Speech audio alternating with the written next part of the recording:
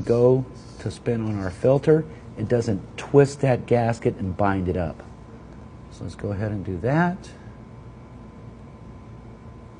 And we'll just install our filter. You want to tighten it only hand tight. That's all it's going to require.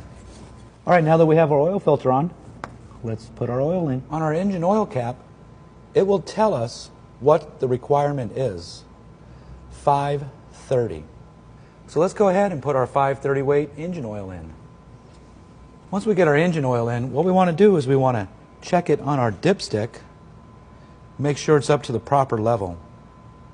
When we start our vehicle, we want to check to make sure that we don't have any engine oil leaks at our oil filter and at our pan plug. So now that concludes our installation. So let's start it up and see how she runs. Sounds great.